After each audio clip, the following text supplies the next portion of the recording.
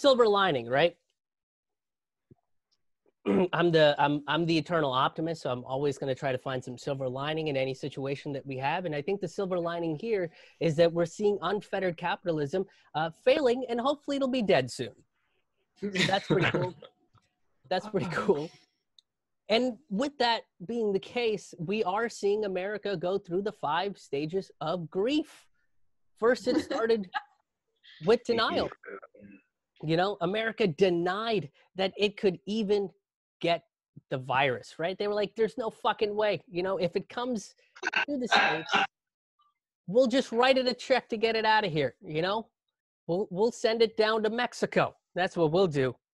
We'll give it a check for $1,200, and then we'll put it on a Southwest flight down to Mexico and be like, you sip yourself a pina colada and you say hi to Castro for me. You know, and I even think the virus was like, hey, I don't think that's who's in charge of Mexico right now. I don't think that's ever been the case. No. But really the question that we need to be asking is the virus ready for America? You know, is it ready to handle Americans themselves? With a steady diet of McDonald's and Walmart food courts, can the virus handle the American biological system? We don't know. We don't know. And then, of course, we moved right to anger. Now, this involved, as we talked about earlier, blaming China and hoarding toilet paper. America doesn't really know how to process anger. It often confuses it with, you know, racism. So it just gets very confused. It doesn't know how to process that emotion.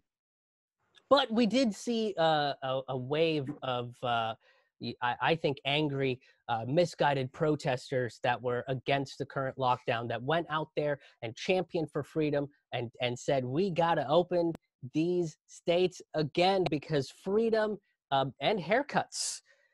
Because as everybody knows,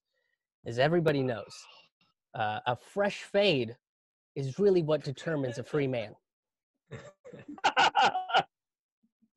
Which means that DJ Jazzy Jeff has been the freest motherfucker on the planet. I wrote that joke and I really didn't know who was going to get that reference, you guys. I'm old. I'm glad a couple of you got it. That makes me happy. But I got to say, I'm not, I don't really understand the haircut argument, right? Obviously, you can see I don't get the haircut argument. I don't know what these people are scared of.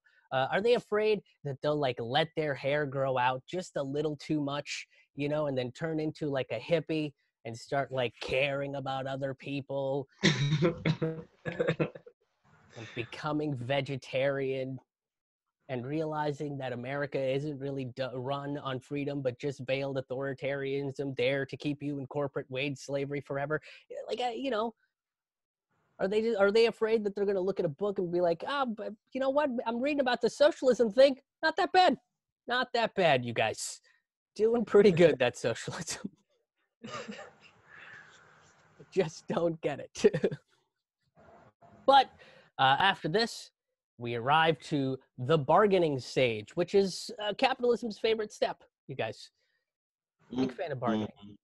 Now, during this process, we had the Democrats and the Republicans continue to posture on who can help the American people the most, right? There was a lot of arguing and squabbling about who was going to get credit for what, and that is important because when the revolution comes, we probably won't eat that one person who gave us the most money or signed their names on our stimulus checks. So, and look, I am against the idea of eating the rich, okay? I am a pseudo-vegetarian, and also I don't like tainted meats. Yeah, I'm 31 now. I really got to watch my diet, even when it comes to oligarchical cannibalism.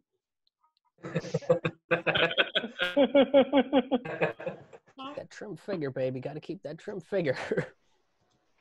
But, you know, the bargaining stage landed with over $5 trillion to corporations. and Wall Street, which left a little bit for the struggling average American. We all got one check of $1,200. And if you think that's nothing, look, Steve Mnuchin, U.S. Treasury Department's own Steve Mnuchin, pointed out that that $1,200 was supposed to last 10 weeks. Oh my God. Yeah. Proving once and for all that oligarchs truly don't understand how time and money works. So, now, if I did my calculations correctly, and I feel like I did, that $5 trillion that the banks received should last them approximately 14 quadrillion years. So,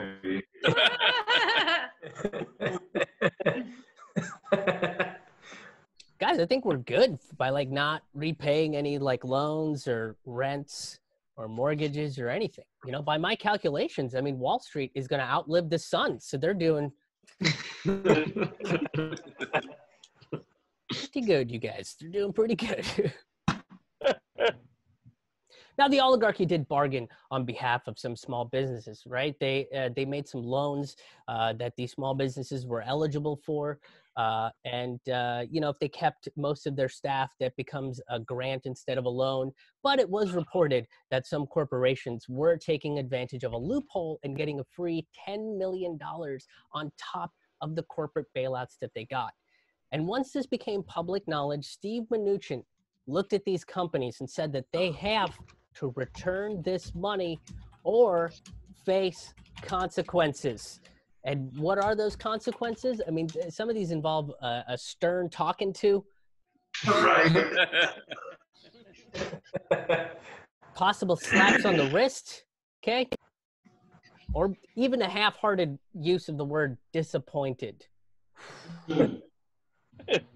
I would not want to be these corporations, huh? Don't you get on the bad side of Steve Mnuchin.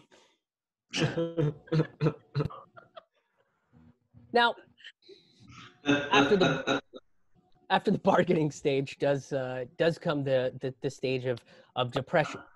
See, the way capitalism has been operating is kind of like a game of Jenga, right? Where they took out the bottommost piece and the whole tower falls apart. And before they can realize that they've made a mistake, what they do is that they blame the bottommost piece for being pulled out in the first place. And when they realize that they can't rebuild the top without actually having a foundation, that's going to push them in a pretty low depression, you guys. They're going to be real sad about all that. And finally, the final stage of grief is acceptance.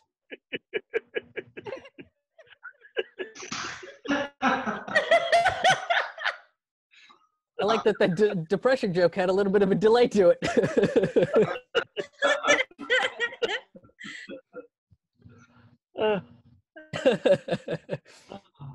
But finally, it leads us to acceptance, right? And this will come when we realize that capitalism is truly an insane economic system, right? Insanity is the idea of doing the same thing and expecting different results.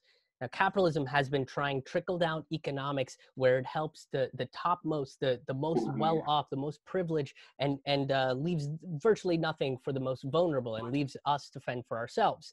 The idea being that the most well-off will take some of those funds and give it to the most vulnerable if they feel like it. And the problem is they haven't felt like it for like 2,000 years. Just like never really done that, right? But capitalism keeps trying this idea. We continuously keep trying this idea repeatedly to failure. Over and over again, the system keeps coming up with this idea and it keeps failing. It keeps suggesting trickle-down economics and says that it's going to work, right? Capitalism is kind of like that ex that says that they'll change if you take them back, but never does, you know? Right? Capitalism is like, no, baby, this time it'll be different. You know, I'm going to regulate myself. I'll even let you unionize. And then what happens? And then they try to steal your pants in your sleep.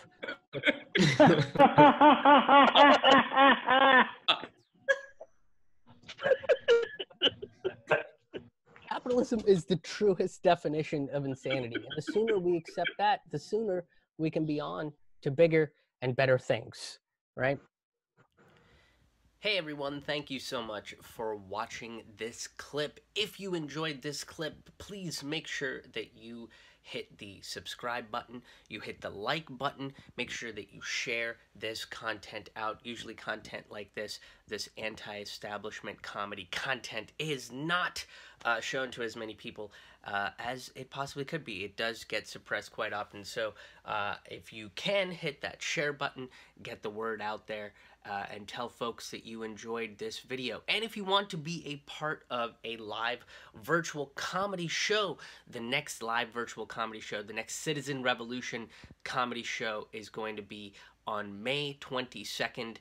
Tickets are available for that right now, and then they'll be happening every Friday at 9 p.m. So tickets are available for these shows at krishmohan.com. That's KRISHMOHAN.com. And you got to get your tickets because that's how I'm going to be able to send you the Zoom login information so you can attend the show and we don't get any unwanted visitors in the Zoom show. So like I said, the next one is on May 22nd. Grab your tickets and we'll see you there. Thanks again, and we'll see you soon.